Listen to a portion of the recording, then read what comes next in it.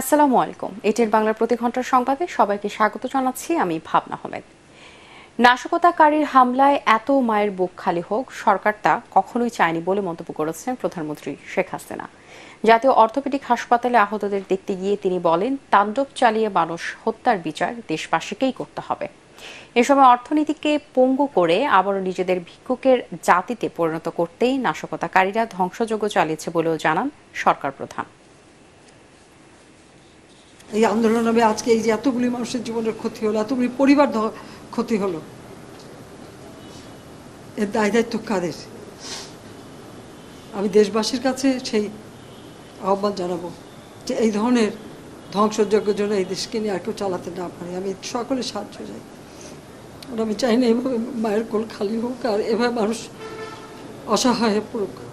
আমাদের অর্থনীতি আজকে কত উপরে উঠে গিয়েছিল, এটা আমাদের অর্থনীতিকে সম্পূর্ণ পঙ্গু করে দিয়ে বাংলাদেশকে আবার ভিক্ষুকের জাতি করে দেওয়া, এটাই বোধহয় এদের পিছনে ষড়যন্ত্র। আগামী 2-1 দিনের মধ্যে মোবাইল ইন্টারনেট সেবা চালু হবে বলে জানিয়েছেন ডাক, টেলিযোগাযোগ ও তথ্য প্রযুক্তি প্রতিমন্ত্রী জুনায়েদ আহমেদ পলক। কাল মোবাইল অপারেটরদের সঙ্গে বৈঠক করে এই বিষয়ে সিদ্ধান্ত নেওয়া হবে বলেও জানান তিনি।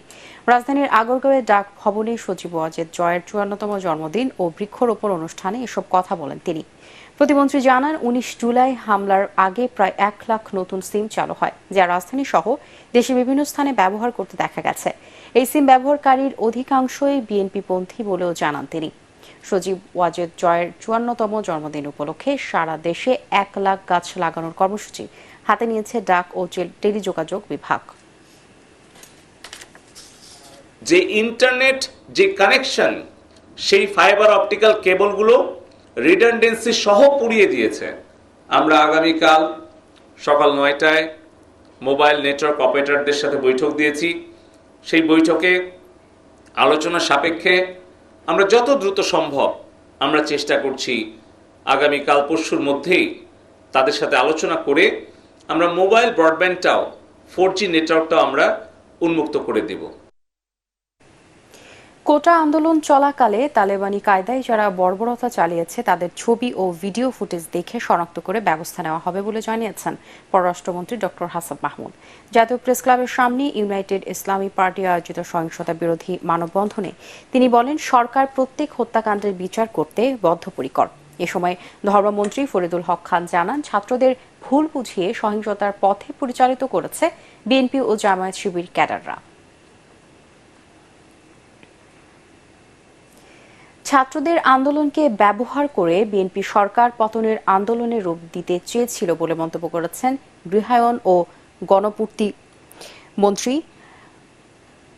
গণপূর্ত মন্ত্রী আ.ম ওবায়দুল মোক্তাদির চৌধুরী। দুপুরে রাজধানীর রিপোর্টার্স ইউনিটি মিলনায়তনে সাম্প্রতিক ছাত্র আন্দোলনের সুযোগে বিএনপি জামায়াতের সন্ত্রাস শীর্ষক গোলটেবিল আলোচনায় তিনি এই কথা বলেন। এ সময় রাষ্ট্রীয় সম্পদের ক্ষয়ক্ষতির জন্য দায়ীদের কোনো ছাড় দেওয়া হবে না বলেও জানান মন্ত্রী। কোটা সংস্কার আন্দোলনের উপর ভর করে যারা রাষ্ট্রের গুরুত্বপূর্ণ স্থাপনা ধ্বংস ও সহিংস পরিস্থিতি সৃষ্টি করেছে তাদের রাষ্ট্রদ্রোহ আইনে শাস্তি দাবি করেছেন জাতীয় পার্টির একাংশের চেয়ারম্যান রোশন এরশাদ। সন্ত্রাসীদের হামলায় আগুনে পুড়ে যাওয়া বিভিন্ন স্থাপনা পরিদর্শনের সময় তিনি দাবি করে বলেন, যারা দেশের গুরুত্বপূর্ণ স্থাপনায় হামলা চালিয়েছে তারা স্বাধীনতা বিরোধী শক্তি। ক্ষতিগ্রস্ত এলিভেটেড এক্সপ্রেসওয়ের টোল প্লাজা, সেতু ভবন, স্বাস্থ্য অধিদপ্তর ও মেট্রো রেলের ক্ষতিগ্রস্ত অংশ পরিদর্শন করে জাতীয় পার্টির প্রতিনিধি দল পরে নিরপেক্ষ তদন্ত করে নৈরাজ্য ও হত্যাকাণ্ডের সাথে জড়িতদের বিচারের দাবি জানান দলের মহাসচিব কাজী মামুনুর রশিদ। ধ্বংসযজ্ঞ চালিয়েছে তার নিন্দা জানানো আমার হারিয়ে গেছে। যারা দেশে এত বড় ক্ষতি করেছে তাদের রাষ্ট্রদ্রোহ আইনে বিচার করা হোক।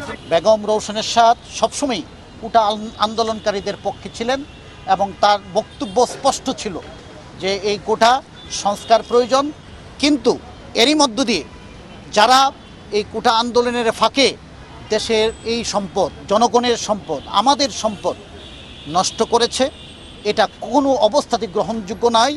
আমরা আশা করি এই সরকার এই বিচার করতে সক্ষম হবে এবং গোটা বাংলাদেশের 18 কোটি মানুষ এটার বিচার হোক সেটা প্রত্যাশা করে।